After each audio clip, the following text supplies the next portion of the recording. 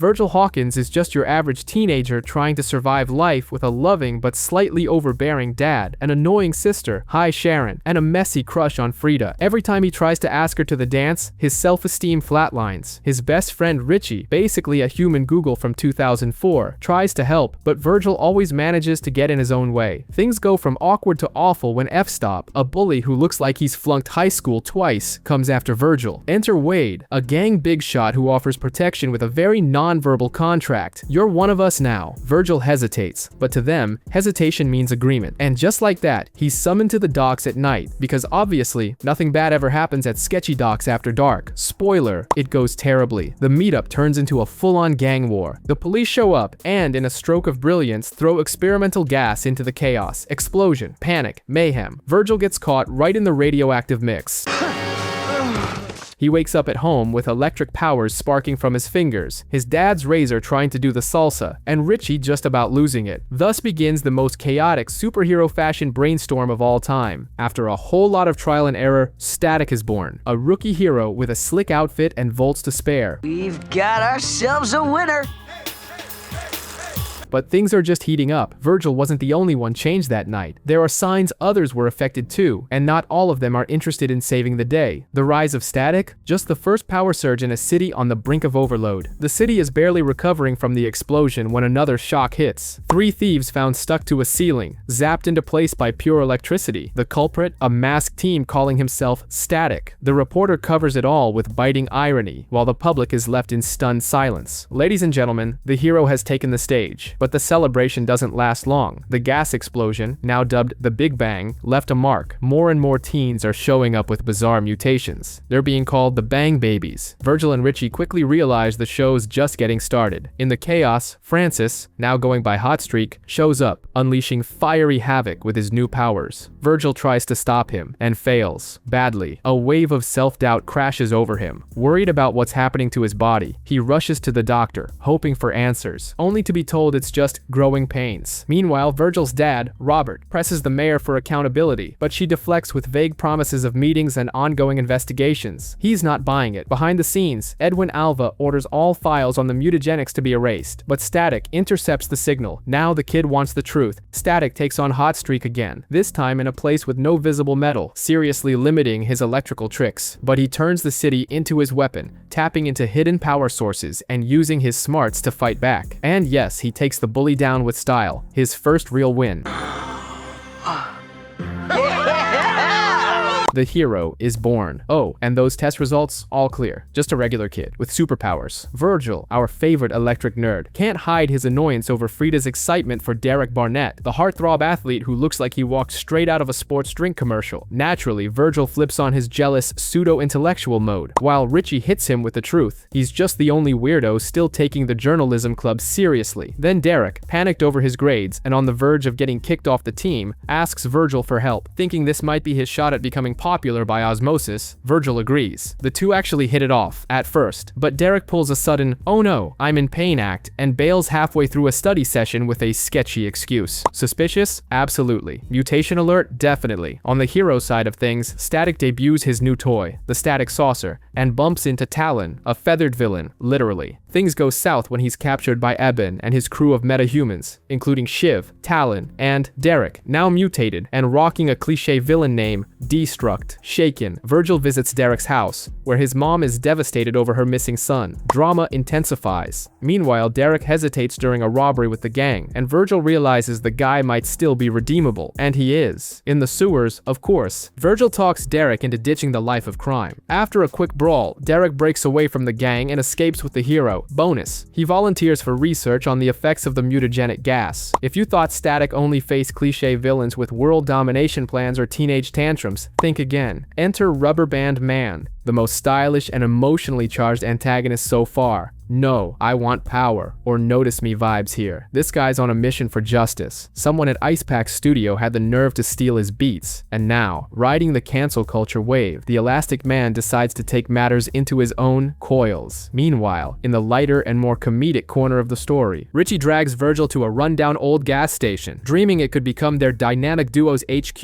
It's cute, it's cheesy, and of course Virgil's on board. The place barely barely has a roof, but hey, it's got potential, like a failed startup claiming it'll change the world. And for the first time, Richie steps out of the comic relief zone and becomes a real partner. But superhero life isn't all fun and abandoned basements. When Static first faces off against Rubber Band Man, he quickly learns the villain isn't there to be a punching bag. His elastic powers make Static's electric blast about as effective as a mom yelling at a teen wearing headphones. The result? A well-matched high-tension fight, just the way we like it. As if that weren't enough, real life hits hard. Virgil's dad decides it's time the boy learns the value of work and gets him a gig at the glorious Burger Fool. Turns out flipping fries and fighting crime on the same day isn't exactly the American dream. Things go boom, almost literally, when Rubber Band Man crashes a public event to confront Ice Pack, demanding justice for the stolen beats. The drama escalates, a chase breaks out, and, plot twist, it turns out the real thief was the producer all along, a textbook parasite of the music industry. The villain, who deep down just wanted fairness, storms the label office for revenge. And as usual, instead of suing, the villain tries to fix things with fists and fury. He threatens the producer and locks him in a vault with limited air supply. Just before justice turns into homicide, Static and Richie swoop in to keep him off the villains who almost had a point list. Virgil confronts the producer and delivers a moral speech straight out of a CW finale. In the end, Rubber Band Man gets arrested, but with his dignity intact, leaving the audience thinking, maybe this guy's got a comeback arc. Oh, and Virgil loses his job, because of course, saving lives doesn't pay rent or impress your fast food manager. But enough with the gloom. Chaos kicks in turbo mode shortly after. Ebon and the Meta-breed storm Dakota Hills Mall, like it's Black Friday in the apocalypse, demanding donations, with the grace of an armed robbery and zero charity vibes. Of course, our electric hero on duty, Static, flies in charged up with confidence and lightning, like a bolt that does strike twice if you're a villain. The new twist, the so-called new ball, messes up the gang's plans and hands Talon over to the cops on a silver platter. Early Christmas gift, anyone? Ebon, already brooding like a B-list mob boss, dives into full-on soap opera mode after Talon's arrest. Seriously, he looked like a telenovela villain swearing revenge with dramatic close-ups and all. Meanwhile, the city breathes a sigh of relief, at least until the next attack, and Eben begins plotting something way more personal. Spoiler, it doesn't involve therapy. Finally, we get a breather with Virgil and Richie just hanging out. But don't be fooled, it's that calm before the storm moment. Virgil drops a real bombshell. He's never been invited to Richie's house. Tension fills the air. Richie, clearly uncomfortable, dodges the topic like it's a math test, but promises that Friday will be the big day. Sounds almost like a date, but yeah, the tension's already shouting, something's off. Then comes the infamous dinner. Ah yes, the classic meet the parents. Mr. Foley, Richie's dad, ruins things right out of the gate with a gem of a line disguised as cultural critique. Rap doesn't enter my house. Lovely. Little does he know, the worst thing coming through that door is his own racism. It doesn't take long before he's dropping blatantly racist remarks, thinking no one's listening, but Virgil hears, and it hits hard. Richie, stunned and heartbroken like a vinyl record soaked in a flood, does what any soul-bearing teen would do. He confronts his dad and storms out, and that's when we hit one of the show's heaviest moments, the kind that makes even adults stop and think. This is animation proving it can handle serious themes without falling into cheap cliches. Back at the Hawkins home, Virgil talks to his dad, the complete opposite of Mr. Foley, full-on wisdom and empathy mode. He speaks about intolerance with the calm of someone who's seen a lot and knows Richie is battling more than just an ignorant father. He's trying to break a cycle. Meanwhile, Richie turns into a post-apocalyptic movie extra, hiding out in an abandoned building in Ferris Row. Static finds his friend and tries to convince him to come back. But of course, Eben, walking bad karma himself, shows up and kidnaps the kid. His plan? Use Richie as a bargaining chip to force Static to spring Talon from police custody. Tension's thicker than a condo meeting with bad Wi-Fi. Even kidnapped, Richie proves he's got guts. Staring Eben down? That's real bro-level bravery. The climax is season finale worthy. Static storms Eben's lair with help from both dads. Even Mr. Foley, who shows up for his son despite everything. Richie also holds his own. And there, between punches and explosions, Mr. Foley finally realizes just how badly he messed up. Bruised and ashamed, he apologizes to his son.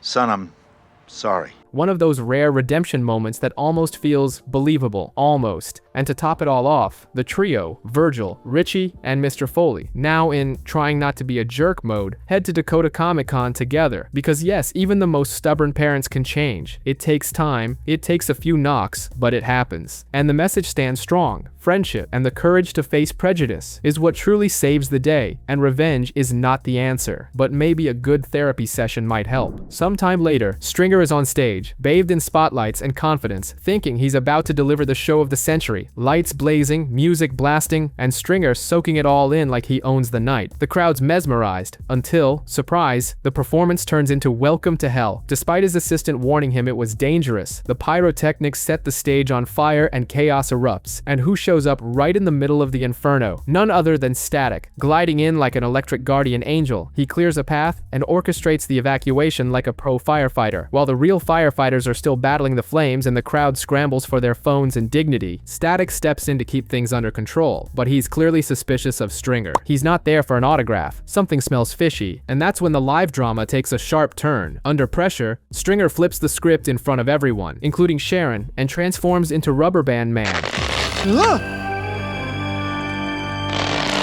Yeah, the same Sharon who thought she was dating a rising star only to find out she's been loving a wanted man. Her I've been played face was hard to watch, if it weren't so expected. Rubber Band Man bolts because of course he does. That's his thing. Enter Puff and Onyx, 2-for-1 rent-a-villains with schemes so leaky they'd make Wile E. Coyote look like a master tactician. They decide to capture Rubber Band Man for some quick cash. Because hey, why not turn someone's personal drama into a business opportunity, right? Naturally, everything goes wrong. The duo attacks. Rubber Band tries to escape, and Static once again swoops in to save the day. It's action with a slapstick twist, like a crossover between Static Shock and Everybody Hates Rubber Band. Later, Rubber Band Man turns up in Sharon's room like it's totally normal to show up uninvited at your ex's house right after emotionally wrecking her. Cue the heart-to-heart moment. He breaks down, talks about fear, rejection, and how the world treats people who are different. Sharon, in a true heroine moment, decides to help him. She even gets her dad, Robert, to not turn him in and instead help him surrender properly. From the sidelines to the front lines, Sharon steps up, driven by heart and maybe a touch of heartbreak. But nothing's ever easy in this animated universe. Puff storms the Hawkins home, dressed as a cop, speaking volumes about the system, and tries to drag Rubber Band Man away. Sharon becomes a hostage, because of course she does. Nothing says drama like the damsel caught in the crossfire. Static goes full-on hero mode and saves the day. But now, it's personal. What started as a rescue mission turns into a drama about broken trust and strained loyalties. In the end, Rubber Band Man finally chooses the right path. About time, huh? He turns himself in, takes on Puff and Onyx with help from Sharon and Static, and even gets a hand from Robert, who reaches out to Captain Fitz. The captain ensures Stringer is placed in a safer facility with a shot at parole for good behavior. Now, with a chance to walk the straight path, Rubber Band sheds his egotistical fugitive persona and embraces redemption. Less show, more substance. From runaway diva to a man trying to do right, even if it's a little late. Sometime later, Virgil, our favorite multitasking teen, is late. Again. While the city dives headfirst into urban chaos before 8 a.m., he's sprinting like a madman to make it to the grand opening ceremony of the new Freeman Community Center gym. It's a formal event, complete with the mayor and local dignitaries, sponsored by none other than Edwin Alva, the businessman who reeks of money, and an ego to match. Everything's picture perfect except for one thing. The tension between Virgil and his dad, Robert, because when a father is disappointed, he doesn't need to yell. One look is enough. And, my friend, that look cuts deeper than any half-hour lecture. Across town, we meet Edwin Alva Jr., his rich daddy's walking shadow. He's the classic case of a son who inherited the name, but none of the respect. Tired of being invisible, he tosses his sanity aside and plays mad scientist with his company's mutagenic gas. The result? He becomes omnifarious, a mutant who can morph and gain different powers with every new identity crisis. He doesn't just want attention, he wants to prove himself, and above all, earn the approval of a father who probably doesn't even remember his birthday. After I've taken away everything else he has. Tension rises when an Alva Industries cargo ship is mysteriously attacked. Static swoops in with his signature wit and saves the day. Well, he saves the ship. Saving the father-son bond? That's asking too much. Virgil may be a hero in the streets, but at home, winning over his dad is a whole other mission. Cue the battle of egos and unresolved trauma. Static faces off against Omnifarious, who not only reveals his identity, but threatens to drop the ultimate spoiler. Virgil's secret, classic bitter villain, armed with sarcasm and deep-rooted daddy issues. Static, meanwhile, juggles one-liners with the growing weight of almost being a responsible adult. Meanwhile, Robert attempts the impossible, having a real conversation with his teenage son. Virgil stammers, hesitates, almost says everything, but the universe has other plans, and the moment is cut short because nothing says modern fatherhood like an awkward silence loaded with unspoken feelings. And then comes Virgil, ever the courageous hero, breaking into Alva Industries, not to destroy anything but to talk. He reveals that Omnifarius is Alva's own estranged son. The magnate laughs, denies, freaks out, but the seed of doubt is planted deep. The climax is a full-blown spectacle, emotional and architectural destruction. Omnifarius attacks Daddy's company, HQ. The plan? Burn it all down and finally be seen. But like anything born from emotional neglect, it ends in disaster. He loses control, becomes a ticking time bomb of rage and mutagenic gas, and inevitably crashes. Static tries to save him. Spoiler, he lives, but he's contained. Power has its price, and there's no red carpet for this meltdown. Back home, after all the chaos, Robert finally says what Virgil has needed to hear all along. He trusts his son, even without understanding, even blindly. And that's it. Amid all the superpowers, the real miracle is this: reconnection. Father and son finally see each other. Static's identity stays secret, but the bond between them now shines brighter than any hero costume. Virgil decides to open up, not to a therapist, but to his late mother. Yes, he talks to her picture. He admits he's been avoiding her grave, not because he's too busy, but because he's just not emotionally ready. And really, who is? Grief is a black hole, and only now is he beginning to understand the depth of his own. So, he decides to tell her what's been going on lately, because of course, when the universe wants to mess with you, it throws in rampaging monsters and unresolved trauma all at once. It all starts during a school field trip to a rundown amusement park, the kind where fun and safety never quite met. Everyone's laughing, tossing food, pretending school isn't an emotional prison, until a runaway tram nearly makes the evening news. But Static jumps into action, pulls the emergency magnet brake of responsibility, and saves the day. Cheers, screams, glamour's over. Back home, the vibe shifts. His dad and sister are deep in nostalgia, watching old videos to put together a tribute to their mom. Virgil, he dodges it like an overdue bill, says he's got homework, but really, he's just avoiding feelings. Haven't we all? Trying to clear his head, he heads out for his usual patrol as Static, and runs into a towering monster that looks like it escaped from a therapist's worst-case scenario. The thing starts wrecking a restaurant, and shrugs off attacks like they're junk mail. It's bad. Next day, school is still an emotional minefield. Thomas, a classmate with emotional OCD and a perfectionism complex, freaks out over a tiny mistake on a test. Spoiler, the monster attacks the school screaming, "Everything's wrong." Coincidence? Not a chance. Thomas and the creature are clearly two sides of the same unstable coin. Meanwhile, at home, Sharon wants Virgil to speak at the tribute. He snaps, yells, refuses, lashes out that nobody's asked what he wants. But underneath that rage, hardened grief. His dad, calm like Buddha with a coffee, listens. Says he also needed time. For the first time, they talk, and it's beautiful. Virgil and Richie decide to look into Thomas, and Thomas doesn't disappoint. His charm is on par with a porcupine, and he nearly loses control. It's clear, he is the monster, a real-life Jekyll and Hyde, fueled by anxiety and brutal self-criticism. Back home, Virgil watches an old video of his mom. She's comforting a child and drops this gem. Not all bad behavior comes from malice. Sometimes it's just pain, and that hits Virgil hard. Maybe the monster doesn't need a beatdown. Maybe it needs compassion. Next time the creature attacks, Static changes tactics. No fists, just words. And believe it or not, it works. The monster calms down. Thomas reappears, dazed, not remembering everything, but ready to face his demons, with help from his parents and the truth. Days later, Virgil finally stands at the memorial, takes the stage, breathes deep, and delivers a real speech. He says he used to think that avoiding memories of his mom protected him from pain, but it didn't. It only delayed the inevitable, and now he understands. She lives on in his choices, in his strength, and in the empathy he's learned. He says thank you, and for the first time he begins turning pain into remembrance. The kind that warms your chest instead of crushing it. Dakota's urban chaos is in full swing, as usual. Only this time, things kick off with a metahuman who looks like a rat and smells like a rave-ready tuberculosis patient. Meet Ferret. The guy's out there causing food fights and scaring the locals, until, surprise, he gets kidnapped by some familiar faces. Hotstreak and Shiv. They drag him off to a sketchy underground lair straight out of a B-movie villain starter pack. And who's waiting for him there? Shiv, Hotstreak, Kengor, and drumroll, the Joker himself. Yep, that Joker. Now, we can't blame Ferret for being a bit disoriented. As if Dakota didn't have enough problems, now Gotham's clown prince of crime is in town doing some villain tourism and recruiting. In his signature psycho chic style, Joker announces he's putting together a new meta-human gang. Ferret, who thought he was the Chewbacca of the streets, quickly realizes he's just another pawn in Joker's twisted chess game. Naturally, Joker's crew doesn't kick things off quietly. They hijack a fire truck. Because of course, nothing screams Joker like mixing arson, media attention, and madness. The plan? Total chaos with a touch of PR flair. But the gang's team spirit is about as strong as a tribute band at their first rehearsal. Lots of pushing, zero harmony. Enter Batman and Robin, sneaking into the scene like proper caped crusaders. Not what? Who?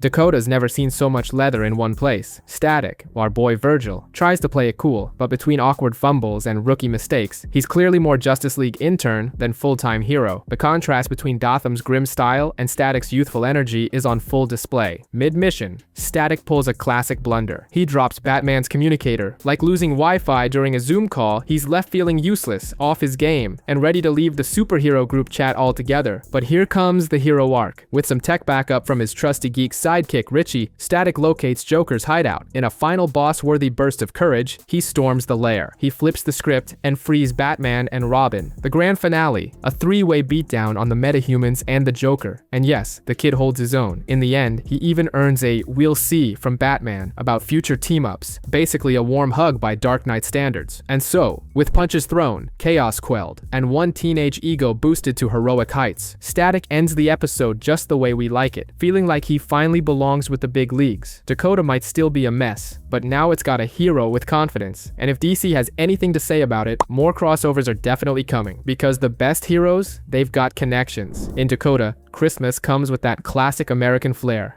Lights everywhere, a spirit of goodwill, and a power station wrapped in a layer of ice straight out of a fantasy film. But this isn't just bad weather. Static shows up to melt the makeshift freezer, only to get blasted by a wave of ice that feels like it came from a glacial storm. Meet Permafrost, a mysterious girl with ice powers, seemingly out of control, and eyes that tell a story of more pain than anyone her age should carry. Unlike your typical villains, the ones trying to take over the world or rob a central bank on a Tuesday, Permafrost doesn't want any of that. She just wants to be seen, maybe even cared for. She's the kind of character who steps in looking like the enemy, but you quickly realize it's something much sadder. Maureen, her real name, is a homeless teen, lost, abandoned, and carrying a heavy load of trauma that's even taken a toll on her mental health. Meanwhile, Virgil, our electric hero, is taking part in a church charity drive, your classic help others moment, not knowing he's about to learn something much deeper. He chats with Reverend Anderson and gets hit with a life lesson. There's a whole world of kids like Maureen, left to fend for themselves, while society turns its back faster than you can switch the channel when a commercial starts. The tone shifts when Virgil realizes Maureen isn't the problem. She's the symptom. The ice she spreads isn't an attack, it's a defense mechanism. Every outburst is a cry for help, frozen into a blizzard, and then comes the emotional climax. The kind you don't expect in a cartoon. Instead of fighting her, Virgil talks to her. He opens up about his own pain, mentioning the loss of his mother, and in that moment of empathy, the ice begins to melt, both literally and figuratively. Permafrost isn't thrown in jail, nor does she meet a tragic end. She's taken in by a church shelter, supported by real people willing to help her heal. A simple gesture, yet powerful, and rare in superhero fiction. The interfaith ceremony that closes the episode doesn't end with fireworks, but with something most shows forget to portray: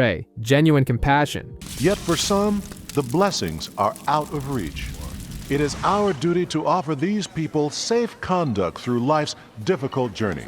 Have you ever seen your dad fall in love like a hormone-crazed teenager? Well, Virgil has. Robert Hawkins, usually the responsible adult in the house, turned into a love-struck crooner after going out with Trina. He was even humming Motown tunes. The guy was so out of it, he told his son to wear a suit and tie for a family dinner, a clear sign that this fling had leveled up from casual date to potential stepmom. And who has to deal with the fallout? Yep, Virgil. He vents to Richie about the emotional chaos his dad's midlife romance is causing at home. Meanwhile, in another part of Dakota, Dakota, because drama never travels alone, Royce and Frankie stumble upon a weird purple goo that looks suspiciously like mutant cough syrup, and in true reckless teen fashion, they decide to keep it, without having a clue what it is. Spoiler, it's concentrated Big Bang gas. You know, the stuff that turned regular people into unstable metahumans. Totally safe. Back on Virgil's side of town, being a hero doesn't stop the cops from mistaking you for a criminal. And guess who's the officer involved this time? Trina. Yep, Dad's new girlfriend. Then comes the dinner. What should have just been awkward turns into an emotional minefield when Virgil recognizes Trina as the cop who nearly arrested him. I believe we've already met.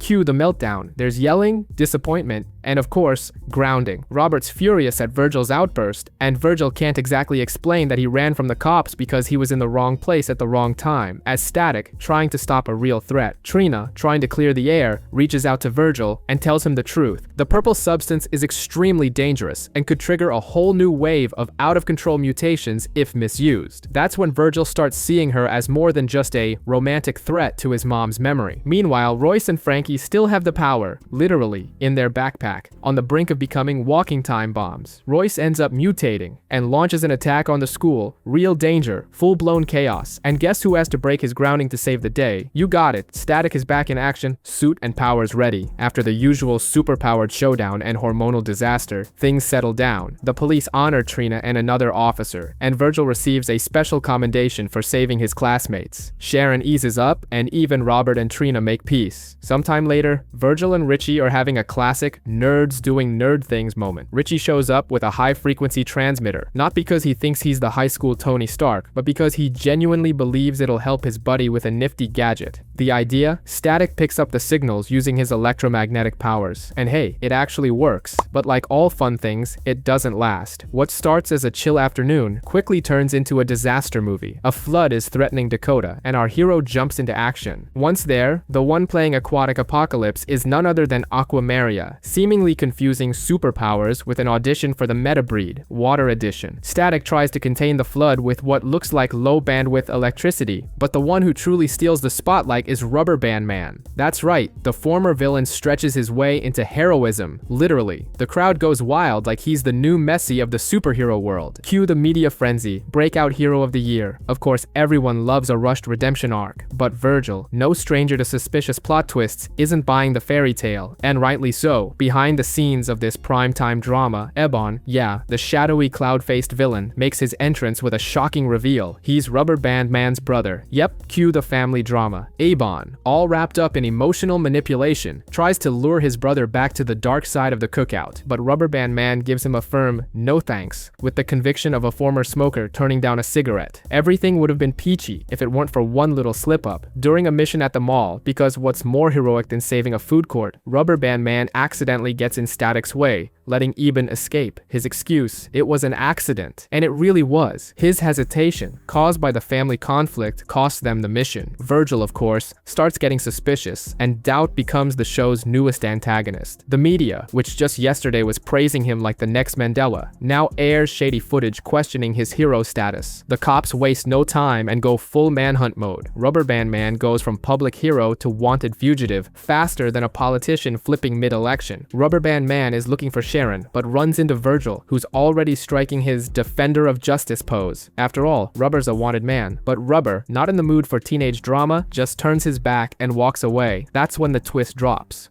Abin disguised himself as Rubber Band Man using a spare suit and framed his brother. With his powers and a spare costume, it was easy for Ebon to pretend to be you. Driven to prove his innocence, and with no patience left for interdimensional soap operas, Rubber Band heads into the final showdown. Ebon once again extends the "come to the dark side, bro" offer, but this time, Rubber Band's resolve is rock solid. The confrontation is tense, filled with brotherly drama and elastic punches. Static jumps in for backup, and together they take down Ebon and the Metabreed. Justice is served, but the bitter taste lingers. To become a hero, Rubber Band Man had to face his biggest villain, his own past, and his brother, which is basically the same thing, just another victim of that past. Ellie Langford isn't just running from Dakota, she's running from what she's becoming. Terrified by the bizarre changes in her body, and unsure of who to trust, she throws herself into the world with all the subtlety of a wrecking ball. And just when her dramatic escape is hitting full throttle, who shows up? Virgil. For forever the good guy trying to save the day. But now, Ellie goes by Nails, a metallic no-nonsense version of the confused girl she used to be. Their talk? More tension than a family dinner with unresolved drama. Despite all the emotional fireworks, she bolts, literally. Back at school, Virgil discovers a string of broken-into lockers, because of course, on top of superpowers and existential crises, he's also got to deal with school vandalism. The kicker? Ellie's locker is the only one untouched, making everyone think she swiped some cash for her getaway. And then, boom. Breaking news. Ellie's gone rogue, digging through her laptop. No password, the kids these days. He finds emails with two shady figures going by Ceres and Talia, and a site that screams cult, bang baby outreach. The vibe? Come as you are, misunderstood teen, we get you. Translation: red flags everywhere. Meanwhile, Ellie, now dabbling in disaster tourism, winds up in Gotham City. Naturally, she runs into Batman, because Gotham is apparently the Airbnb for Caped Crusaders. I think you have me confused with someone else. They barely start talking when who crashes the scene? Harley Quinn and Poison Ivy, aka Ceres, and Talia, disguised as chaos influencers. They pitch healing like it's a wellness product from a late-night infomercial. Craving normalcy, Belly buys in. Spoiler alert, she's just bait in a scheme to hijack federal gold. Yep, straight-up economic sabotage. Back in the Batcave, Batman, the world's greatest detective who's terrible at small talk, actually listens to Virgil, and Virgil, defending Ellie with his whole heart, makes even the Bats start to rethink his punish first, ask never philosophy. The final showdown? At sea, because nothing says low profile like a floating gold heist. Harley and Ivy storm a ship full of gold with Ellie's help, while she battles an inner crisis worthy of a soap opera. At the turning point, she realizes being a villain's puppet isn't exactly goals. She flips the script, stops Ivy from hurting Virgil, and proves she still has a choice. Moral of the story? You can be metal and still have a heart. Now under the care of Wayne Enterprises. Yes, Bruce wrote the check. Ellie's learning to control her powers, finally free from green lipstick manipulation and clown chaos. In Bruce's contemplative gaze, maybe the spark of an idea, an NGO for bang babies, or a reality show. Days later, Richie shows up looking like a mad scientist straight out of a B-movie, calling out to Virgil like he's just cracked an idea that could change the world. When Virgil arrives, he finds their HQ transformed into a full-blown Frankenstein tech lab, wires everywhere, gadgets that look more like science fair rejects, and a robot that, honestly, is more useful than half the AIs out there. Backpack, a robotic spy that not only transmits visuals, but also projects Richie's voice, like a digital ventriloquist. And that's just the beginning. Richie unveils an upgrade to the Zap Caps, containment devices designed to neutralize bang babies in the field. But the wildest part of the scene is Richie himself, talking a mile a minute, jumping from invention to invention like he downed 3 expired energy drinks. He even admits it himself, my brain's on fire, and not in a poetic way. Virgil notices his friends pulling a mini Tony Stark moment, but there's no time to unpack it. An alert pops up, mass breakout at the metahuman prison, because of course, it wouldn't be a Tuesday in Dakota without a crisis. Next up, Richie's field debut. The nerd becomes the team's tactician, support, and strategist, without even breaking a sweat. Things are going suspiciously well, until Eben snatches Richie mid-chaos. Yep, the guy who used to be just the smart friend is now a high-value piece in the villain's game. Ebon, that goth-looking villain who probably blasts industrial metal at full volume, starts to get suspicious. This Foley kid always shows up when Static's around. Coincidence? He thinks not. Time to investigate. After the rescue, Richie starts noticing something's off. Not just his god complex. He's smarter than ever, solving equations like their grocery lists. Virgil, in full junior detective mode, drops a theory bomb. What if Richie is a bang baby? Turns out, he might have gotten exposed through Virgil's gas-soaked clothes from the day of the Big Bang. Because in Dakota, even your dirty laundry can give you superpowers. Meanwhile, Eben and his crew of moody emos start tailing Richie, cobbling together a makeshift surveillance dossier. Danger's knocking. But Richie, now with the self-esteem of a lead character, doesn't wait to get hit. He hits first. Outsmarts the villains with a Mission Impossible level strategy, using Backpack to feed fake visuals straight into the henchman's security system. The result? Richie saves Virgil and proves he's not just backup, he's a full-on hero. And like every proper superhero, he needs a name. After a bunch of goofing around, puns, and random brainstorming, he picks one. Gear. Gear? What about that? Gear.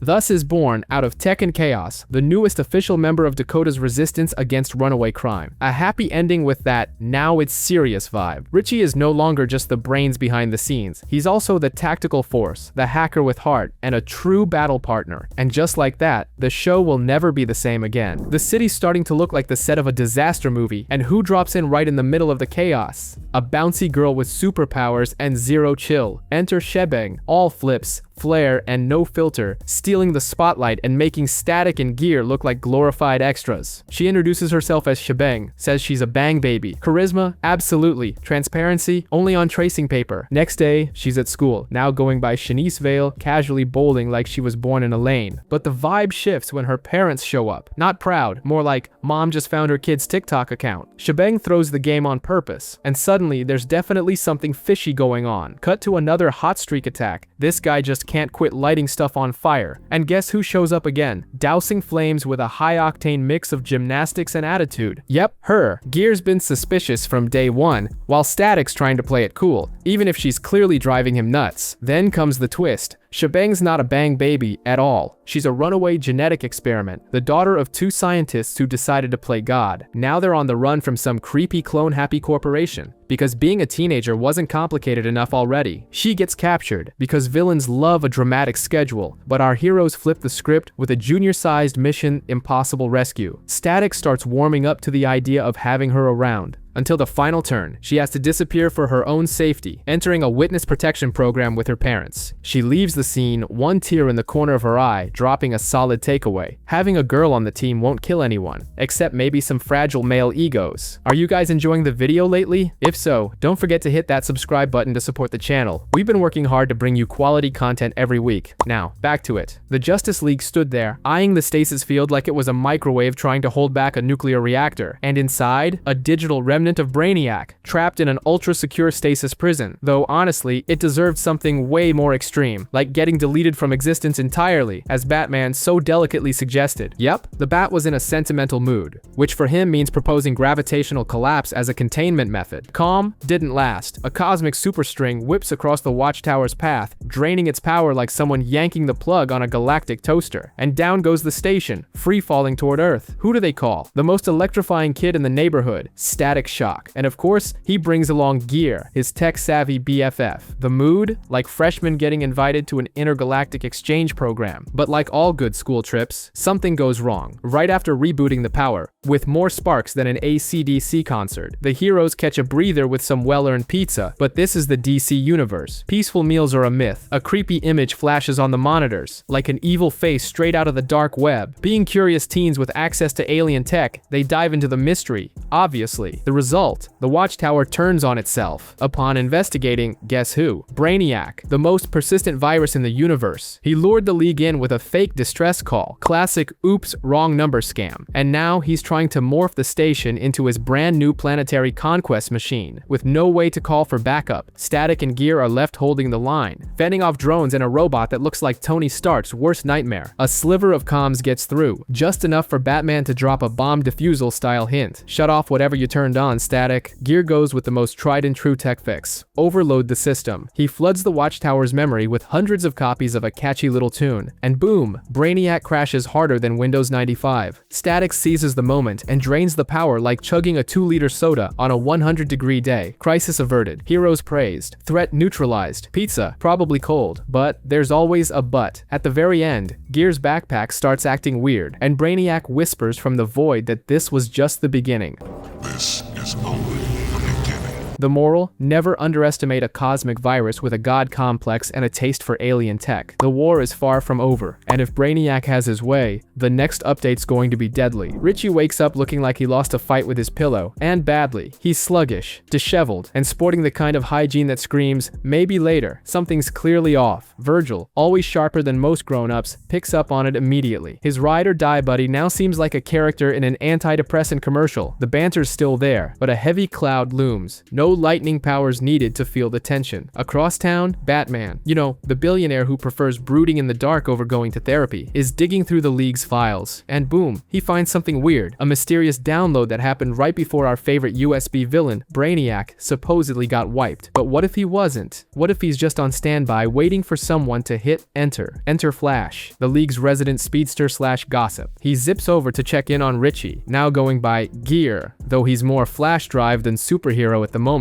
Flash just wants to inspect Backpack, Richie's portable supercomputer. But surprise, the visit turns into a full-on gotcha moment. Flash is taken hostage, and Brainiac hijacks Richie like a walking tech puppet. As usual, the League shows up fashionably late. They team up with Virgil and trace Richie to, where else? An abandoned power plant. Seriously, why do villains always pick old factories or underground lairs? Static kicks into high gear, ready to step up not just as a sidekick, but as a true hero fighting for his best friend. Character development alert. Inside, Brainiac goes full horror movie jump scare and hands out mind control discs like party favors to the Justice League. What follows? A flurry of punches, blasts, and chaos, all aimed at Virgil, but our electric teen hero doesn't back down. Fueled by emotion and raw voltage, he starts freeing his friends one by one, and amidst all the madness, a spark of hope. Richie is still in there, fighting off the digital infection. Virgil, control.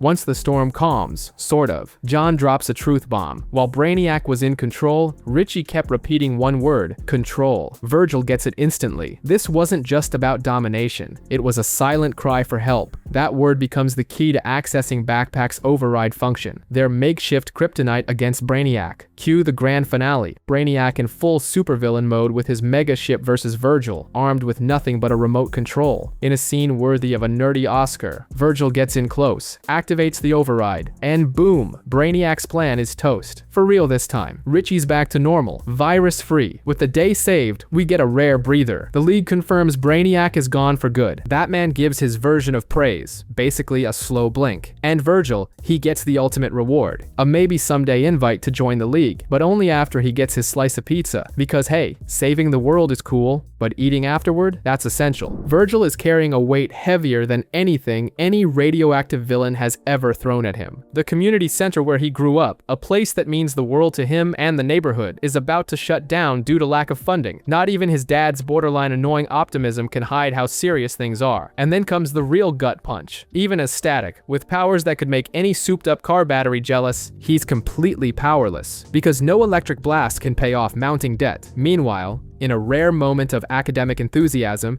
he and Richie tagged along on a school field trip to Alva Industries. Yep, that nothing-to-hide place that looks suspiciously like a villain's secret lab. And guess who they run into there? Specs and Trapper, now going by the creatively bland aliases Spectral and Speed Trap. They're feeling pretty smug about being part of a top-secret project at the company, but really, they're still the same starry-eyed wannabes. They try to flex, but all they manage to do is give off a strong whiff of villainy about to go sour. Inside, the plot thickens. Alva shows up in full mad genius mode, overseeing a high-tech experiment. The goal? Restore his son, still petrified from past events, and like any father ignoring every red flag, he's so deep in the mission he couldn't care less about anything else. Not even when Spectral and Speed Trap show up with Static gift wrapped for him. The boss brushes them off like they're subway flyers. Snubbed and humiliated, the two bargain bin bad guys go full petty and decide to kidnap Alva Jr. Because if there's one thing resentful villains love, it's snatching the children of billionaires. Static, of course, escapes their initial trap and finds himself in the middle of a storm, furious villains, a desperate father, and an innocent life hanging in the balance. Then comes the most unexpected moment of the series, Alva begging for help from the very kid he just treated like background noise. That's billionaire level humbling, like asking for store credit at a corner shop. Despite his doubts, Virgil agrees to help. Not for Alva, he still doesn't buy the guy's redemption, but because someone innocent is in danger. With intel pointing to an abandoned school the villains once attended, Virgil suits up for a showdown. And what a showdown. Tech traps flying everywhere, moves calculated to the millisecond, tension sky high, and Virgil proving that beyond lightning, he's got brains. He comes through, saving Alva Jr. and shutting down the bitter duo once and for all. The reward? A capitalist twist of fate. Alva, having had a flicker of moral awakening, don't donates millions to save the community center. What began in despair and hopelessness turns into a spark of hope and future. Because Static didn't just save a kid, he saved an entire place. And all without launching a crowdfunding campaign. Dakota, that peaceful little town where absolutely nothing weird ever happens. Until it does. The field trip kicks off like a Discovery Channel documentary ad. Plants, animals, and a bunch of teens pretending to care just enough to get a passing grade. But out of nowhere, a giant robotic gorilla shows up doing a Godzilla cosplay in the park. Cue mass panic, screaming, kids running, and no, it's not a holiday. Static and Gear swoop in, ready to save the day. Because really, who else is gonna do it? But before the first bolt of lightning can fly, Superman descends from the sky like he's late for a Justice League meeting.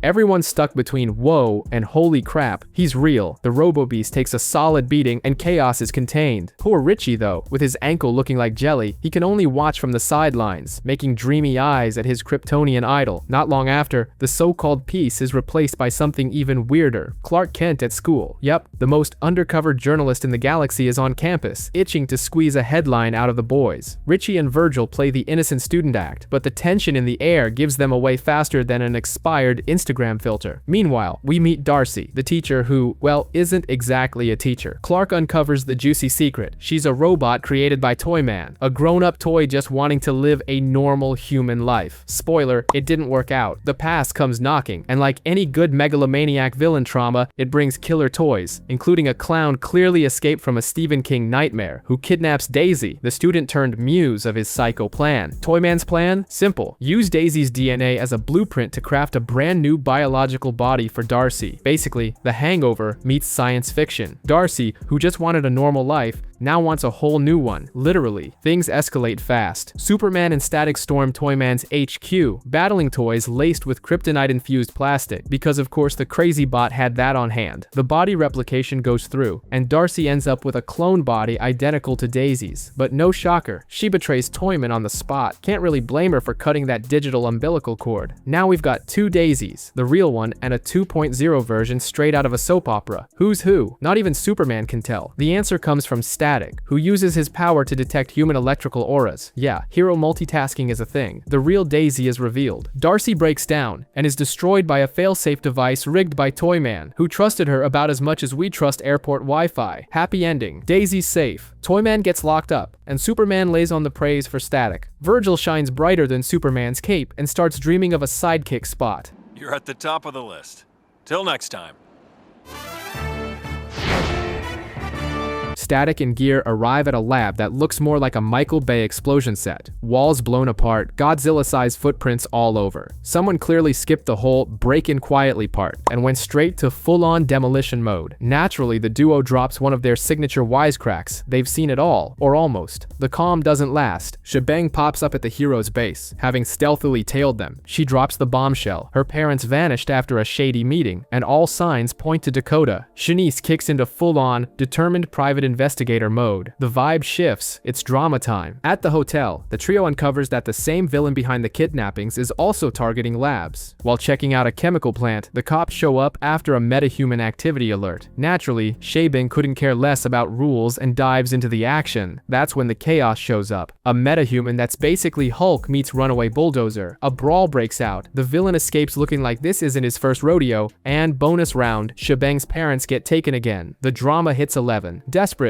Shanice gives Static and Gear an ultimatum. Either they let her help, or she spills their secret identities. Friendships get shaken with some casual blackmail. Further digging leads them to an old lab, where they learn her parents used to work with Koenig, the villain himself. Now, he's a rocky metahuman who can absorb mass, getting denser and stronger, but at a dangerous cost. Koenig has the parents captive and threatens to kill them if his experiment fails. The tension skyrockets. At the climax, the villain loses control of his strength and punches a hole in the ground, falling through and getting buried under a pile of cars, and his own shame.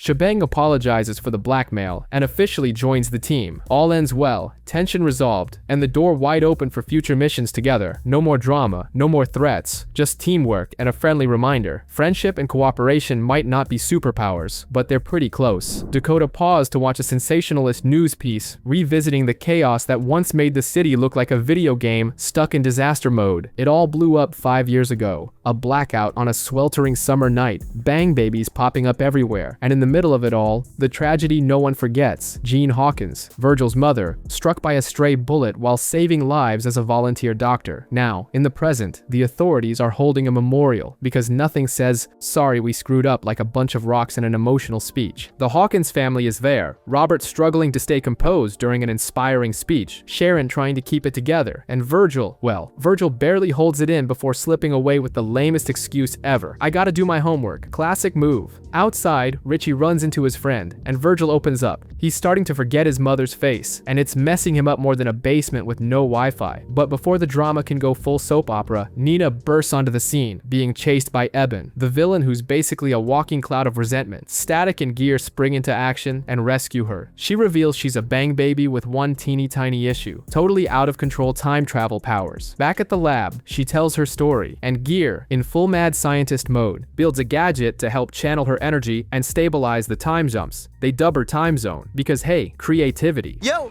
is Time Zone the bomb or what? Virgil then decides to use the shiny new time tech to go back and stop the chaos from ever happening, maybe even save his mom. Gear tries to be the voice of reason, but of course, no one listens to the nerd. Time Zone agrees, and off they go, messing with time. Eben crashes the party mid-jump and kidnaps Nina, while Gear tries to rescue her. Virgil relives the nightmare of that night, but with a twist. He finds his mom alive. Their conversation could melt concrete. Virgil tells her he's her son from the future. It's me, Mom.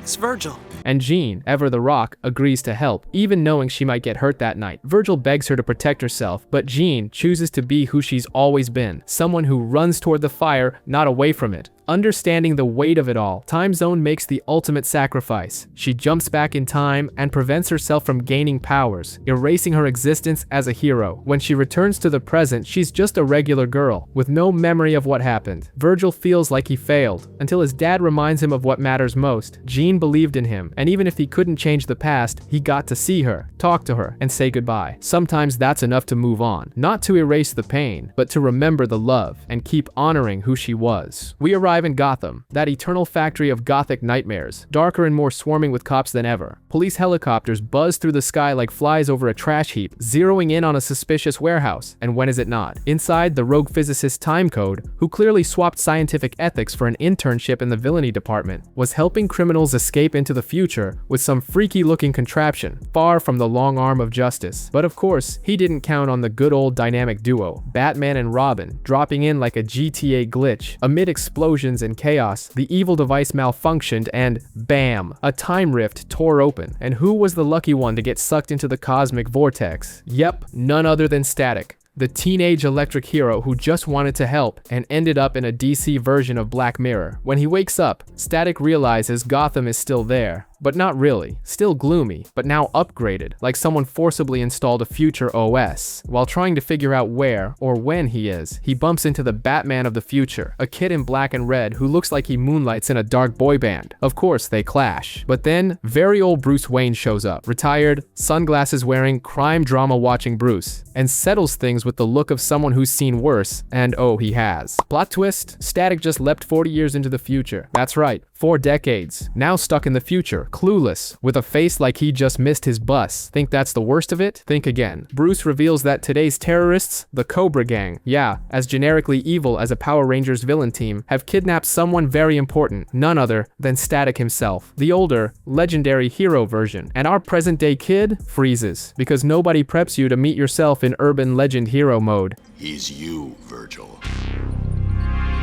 Brimming with overconfidence, young Static tries to handle things solo. Spoiler, terrible idea. He teams up with a shady informant and walks straight into a trap set by the Jokers, a gang that looks like a bad Joker cosplay. He gets wrecked, both physically and morally. Terry, future Batman, sums it up. This kid's got no clue. Meanwhile, Cobra has Elder Static locked in a stasis chamber, probably waiting for the perfect moment to use him in some classic evil mastermind scheme. If they succeed, goodbye timeline. Hello, multiversal meltdown. Time for a comeback. Static and Terry stop bickering and storm the Cobra's stronghold. It's a trap, of course. Fights, futuristic gadgets, and that soundtrack that makes you feel like you're inside Arkham Knight. But the real standout? Young Static. He checks his ego, plays as a team, and uses uses his powers smartly. Miracle. In the climax, they manage to rescue older Static, still in Disney-style cryo mode. Cobra's plan falls apart. The villains go down, and our heroes make it out in one piece. Dramatic goodbye? Check. Static returns to his own time, eyes wide from everything he's seen. Now he knows. His destiny is to become a legendary hero, or at the very least, someone who doesn't trust clowns with traps. And with a sly smile, he gets it. I'm ready. Even if he doesn't say it out loud, the vibe is clear, and we're just hoping he doesn't forget it. In a laid-back chat about comic books, Virgil and Richie discuss the possibility of Bang Baby's powers evolving until fiction starts bleeding into reality. Madeline Spaulding, a former foe, reappears claiming she can't remember how to activate her psychic abilities, yet she openly harbors resentment and a thirst for revenge against Static. Meanwhile, the heroine Shebang, also known as Shanice, makes a dramatic return during a villain attack. Stepping in with a confident and determined attitude, she reveals she's left the Witness Protection Program and wants to officially join Static and Gear's team. Though her return is initially met with surprise, her attempt to integrate quickly into the team sparks friction due to her impulsive and overbearing nature. At the same time, Madeline seeks an alliance with Eben, Talon, and other villains, but their collaboration is riddled with power struggles and infighting. Driven by a strong desire to help, Shanice begins acting recklessly, inadvertently hindering the heroes and causing internal tension. Feeling rejected by her peers and alienated at school, she decides to go solo, fueled by hurt, frustration, and a need to prove herself. Her choice leads to her capture by the villains, who use her as bait to lure Static into a trap. The ambush is set, and the heroes must rally to rescue her. In a climactic showdown, Static and Gear outsmart the villains using clever tactics, powers, and tech. They manage to save Shebang, and, in the aftermath, she is finally accepted as a full member of the team, solidifying their unity. Virgil and Sharon are volunteering at the local museum, where Dr. Anoki is curating a new exhibit featuring Ashanti artifacts, most notably, a mysterious golden spider. While the doctor initially seems enthusiastic, he grows noticeably tense as he bids the siblings farewell, a subtle clue that something is amiss. That night, the museum is broken into by Onini, who demands the spider. Dr. Anoki tries to protect the artifact, but is attacked. Thankfully, Static arrives just in time to prevent disaster, though the villains manage to flee.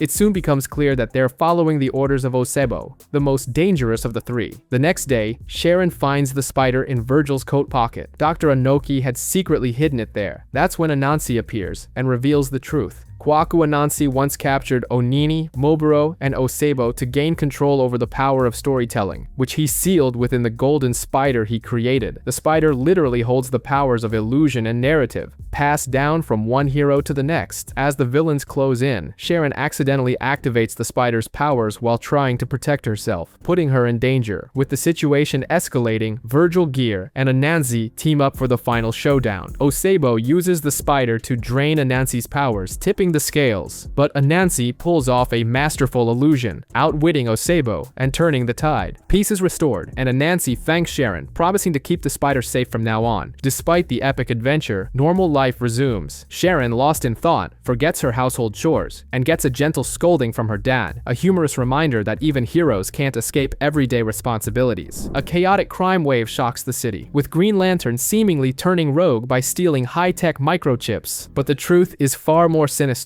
It's Sinestro in disguise, plotting to ruin Jon Stewart's reputation. Static is stunned, struggling to reconcile his idol's apparent betrayal. At home, he debates with his father, trying to defend Jon Stewart, though doubt starts to creep in. The crisis deepens when Virgil confronts who he believes is Green Lantern. The imposter mocks the hero's path, delivering a twisted speech about being tired of the hero life, a calculated move by Sinestro to shake Virgil's trust. After a brief clash, the fake lantern escapes, leaving Virgil emotionally shaken and confused. Everything changes when the truth is unveiled. The real culprit is Sinestro. He ambushed Jon Stewart, stole his ring, and assumed his identity to dismantle his legacy. Static discovers the real Jon, hiding and weakened. Jon reveals he had hidden the ring safely just before being attacked, explaining how Sinestro exploited a rare moment of vulnerability. This revelation not only exposes Sinestro's trap, but humanizes Stewart, showing that even the strongest can fall prey to deception. The final showdown erupts when Sinestro tries to reclaim the ring, but this time, John, aided by Static and Gear, is ready. In a decisive battle, John regains the ring and clears his name before the public and fellow heroes. As the truth surfaces, Virgil faces his old hero with renewed respect and a deepened understanding. Even icons can stumble, but they can rise again. Standing alongside Gear, Virgil realizes, without words, that perhaps he's earned John Stewart's respect too. A new chapter begins, with Static more aware, more grounded, and more resolute in his heroic journey. Night falls over Dakota, and a mysterious heist unfolds. One even Static can't stop. He's ambushed by a gang of metahumans known as the Nightbreed, operating under the command of Eben. Among them is Nightingale, who hesitates mid-attack, clearly torn. After the chaos, the gang regroups at their hideout, arguing over the stolen items, pieces of a much larger plan. Later, Gale privately reveals that Eben intends to use the tech to activate the Blackout Box, a device that manipulates dark matter to plunge Dakota into eternal darkness. Nightingale grows increasingly disturbed by the group's escalating violence. The situation escalates when the Nightbreed launch an assault on the nuclear plant. In a dramatic turn, Nightingale rebels, shielding Static and Gear, and confronts Eben head-on. She escapes and reveals her true identity to the heroes. Gale, a Big Bang victim who once followed Eben out of desperation, not belief. Now, she seeks redemption. Determined to make things right, Gale joins Static and Gear to stop Eben from activating the Blackout Box. The final showdown takes place at an old gas station, the hero's former base, now repurposed as the villain's hideout. In a bold sacrifice, Gale absorbs the machine's energy while Gear shuts it down. Eben escapes, defeated yet again. In the aftermath,